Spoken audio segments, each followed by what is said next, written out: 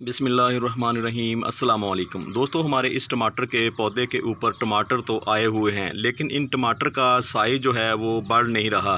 मुझे लगता है कि टमाटर के पौधे की जो मिट्टी है इसमें न्यूट्रिएंट की काफ़ी कमी हो चुकी है, जिसकी वजह से हमें और खाद देना होगी ताकि हमारे पौधे के ऊपर जो लगे हुए टमाटर हैं उनका साइज़ बड़ा हो और ये जल्दी से जल्दी हार्वेस्ट करने के लिए तैयार हो जाएँ। दोस्तों, ये जो टमाटर का पौधा आप देख रहे हैं, इस टमाटर के पौधे को हमने ग्रो नहीं किया था, ये ख़ुद ब खुद ग्रो हो गया था।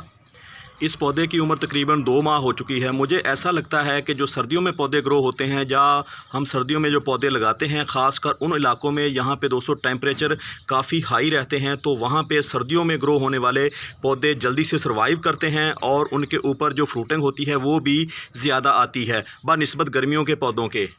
गर्मियों की निस्बत सर्दियों में पौधों के ऊपर बीमारियां भी बहुत कम लगती हैं। ना ही दोस्तों ज़्यादा फंगस का अटैक होता है और ना ही इनके ऊपर कीड़े मकोड़ों का अटैक होता है। आपने सिर्फ सर्दियों में इन पौधों को सर्दी से बचाना होता है। दोस्तों, टमाटर का पौधा गर्मियों में ग्रो होने वाला पौधा है। जिन इलाकों में दोस्तों टेम्परेचर साल भर एक जैसे रहते हैं तो आप साल भर इस पौधे को ग्रो कर सकते हैं। दोस्तों, अगर आप किचन गार्डनिंग करते हैं तो सर्दियों में अगर टमाटर आप ग्रो करते हैं तो आपको थोड़ी बहुत इसकी केयर करनी पड़ती है सर्दी के हवाले से।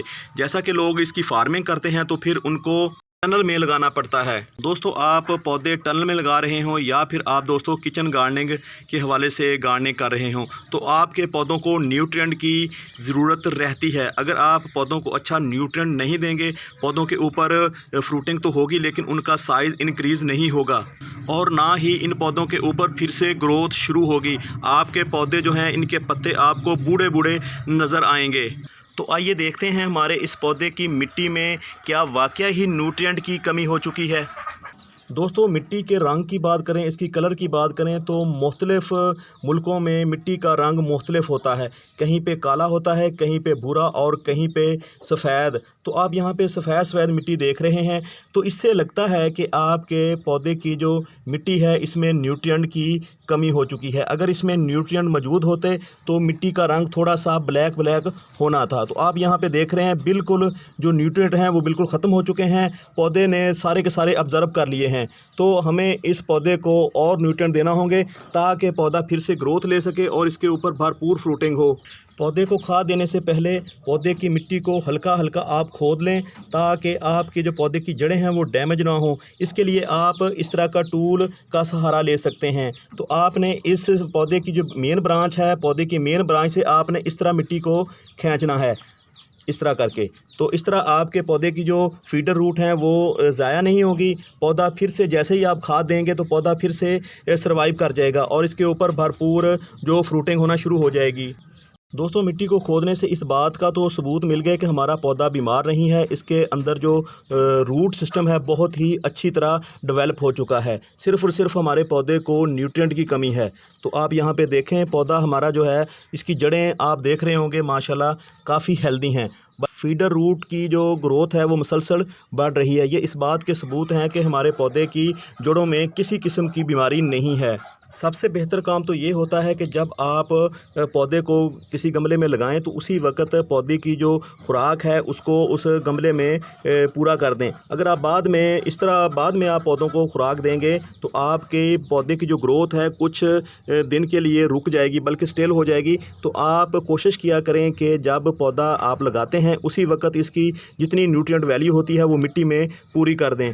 दोस्तों, आपको एक बात बताता जाऊं, किसी भी पौधे की जो फीडर रूट होती हैं वो बिल्कुल ऊपरी सतह पे होती हैं, क्योंकि इसकी वजह ये होती है कि पौधे को जो खुराक मिलती है वो ज़्यादातर ऊपरी सतह पे होती है। जब भी आप खुराक डालते हैं तो पौधा अपनी जड़ों की ग्रोथ उसी तरफ बढ़ाना शुरू कर देता है जिस तरफ उसको खुराक मिलती है, जिस तरफ उसको पानी मिलता है। दोस्तों, आप देख रहे होंगे कि हमने गमले की आधे से ज़्यादा मिट्टी बाहर निकाल दी है।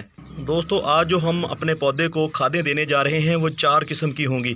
पहली खाद दोस्तों ये है चॉक, जिसे हम कैल्शियम के तौर पे इस्तेमाल करेंगे, यानी वो चूना जो आप दीवारों को कलर करने के लिए इस्तेमाल करते हैं। आज का हमारा दूसरा फर्टिलाइज़र है, ये है दोस्तों केमिकल फर्टिलाइज़र डीएपी इस्तेमाल करने का सबसे बड़ा फ़ायदा ये होगा कि हमारे पौधे की रूट खुदाई करते हुए टूट चुकी हैं तो फिर से ये पौधे को सहारा देगी डीएपी और अच्छा रूट सिस्टम हमारे पौधे के अंदर फिर से डेवलप हो जाएगा।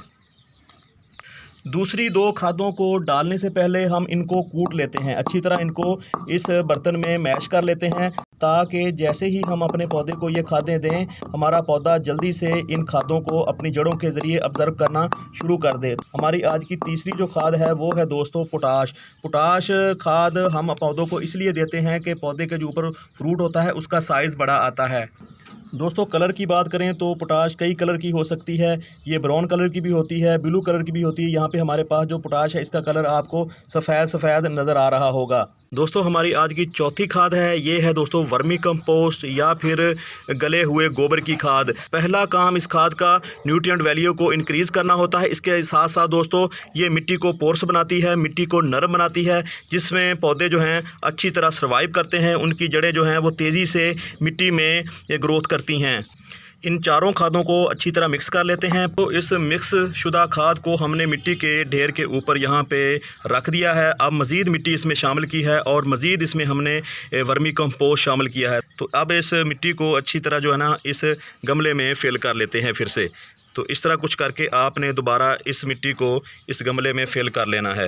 तो दोस्तों आपने थोड़ी सी नीम खली पौधों में लाजमी डालनी होती है, ताकि पौधा आपका इन 2 बीमारियों से महफूज रहे, नीमाटोड और फंगस की ख़तरनाक बीमारी से। दोस्तों इतनी सारी खादें देख के आपने परेशान नहीं होना। आपके पास अगर गाय का गोबर है वो गला हुआ है या वर्मी कंपोस्ट है, सिर्फ़ और सिर्फ आप इन 2 खादों को भी शामिल कर सकते हैं। चौक भी आपके पास मौजूद होगा जो बहुत ही सस्ता मिल जाता है और आपके घर में हर वक्त मौजूद रहता है। तो अब दोस्तों हम यहाँ पे पानी देंगे, पानी भरपूर देंगे, ताकि हमारे गमले में जो मौजूद मिट्टी है वो सारी की सारी मिट्टी जो है वो नम हो सके। दोस्तों गाय का गोबर या फिर वर्मी कंपोस्ट आपने पौधे की खुराक में लाजमी जोज़ रखना है, क्योंकि गाय के गोबर में ये खासियत होती है, ये मिट्टी को पोर्स बनाता है, मिट्टी को नरम बनाता है। अगर आपके पास नरम मिट्टी नहीं है तो फिर आप गाय का गोबर तो लाजमी शामिल करें। दोस्तों गाय के गोबर से मुराद हमारी ये नहीं होती कि आपने हर हाल में गाय का गोबर ही लेना है, आप भैंस का गोबर भी ले सकते हैं। आपके पास जिस जानवर का भी गोबर मौजूद हो, आप वो गोबर अपने पौधों में शामिल कर सकते हैं। बस शर्त ये है कि आपने उसको अच्छी तरह गलाना है, गला के उसके बाद ही पौधों को डालना है। दोस्तों नीम खली आपके पास मौजूद नहीं है, आपके घर में या आपके इर्द गिर्द कोई नीम का पौधा है तो उस पर लगी हुई जो नमोलियाँ होती हैं, आप सीज़न में वहाँ से इनको कलेक्ट कर सकते हैं।